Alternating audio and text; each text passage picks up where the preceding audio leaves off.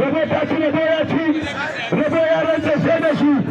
rabo ta ci rabo ya ranta sai da shi wallahi ba ga mu har yanzu ba ga ba za a yi ba na ranta da Allah har yanzu ban da ba dan ba za a yi wallahi akwai sani da kake yi sai da kan ba za a yi ko ni kenan wani Allah na duniya to na san za a yi dambe yanzu na san wallahi ga dambe nan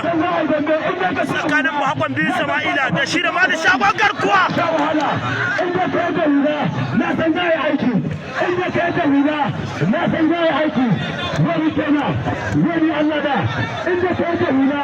na san za a yi aiki ko ka faɗi ko a faɗi ko a tsala Muhammad bin Sama'ila ya su wanda Mali Shagon garkuwa daga bangaren Gurmada